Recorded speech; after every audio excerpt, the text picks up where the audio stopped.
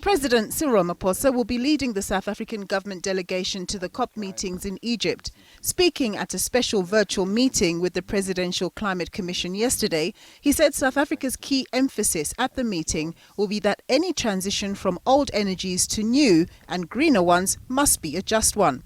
He noted that the $8.5 billion Just Energy Transition Investment Plan, funded by the United States and several European countries, had been approved by Cabinet. The plan is to be released soon for public consultation. As we navigate our way through this transition, we create jobs in new sectors that are going to have to accompany our transition as we move forward. But also, this must be based on our key objective of ensuring that there is inclusive economic growth in our country. All the talks and resolutions that will take place at COP27, as with previous meetings, will need to be funded. The financial sector will be keenly watching out for the financial solutions that will be placed on the table. Standard Bank CEO Sim Tshabalala says it's imperative that Africa, which has suffered the harsh consequences of climate change while barely being responsible for it, should make its voice heard at this year's meeting. Number one, to be in support of the South African government and a number of African governments' clear position on the just transition.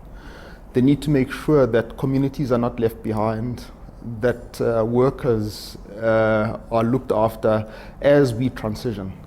Secondly, that the African voice be heard clearly around the financing of both the transitioning from where we are now to a net zero, making sure that there is adequate adaptation, mitigation on the one hand and adaptation at the same time.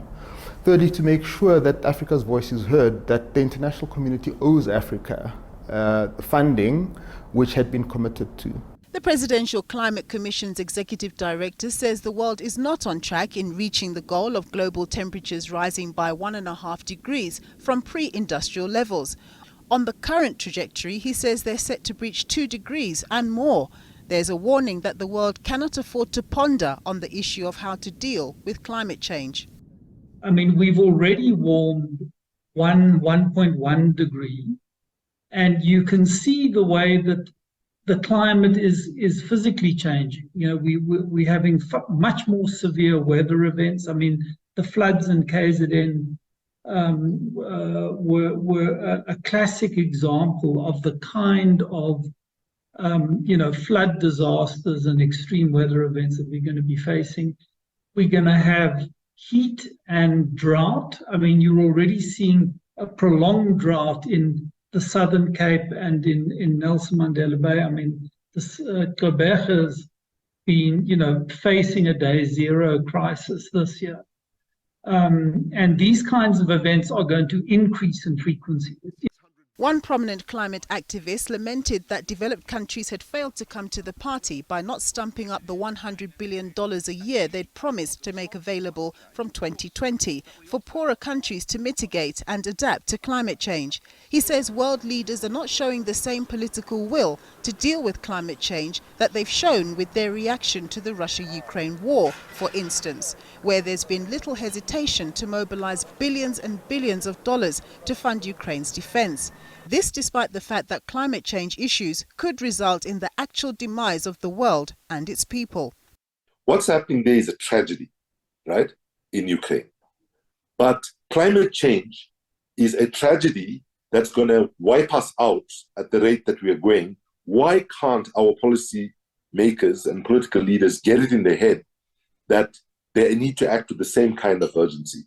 And by the way, COVID showed us that when we follow what the science says, even though it was painful, we can actually prevent a bigger problem.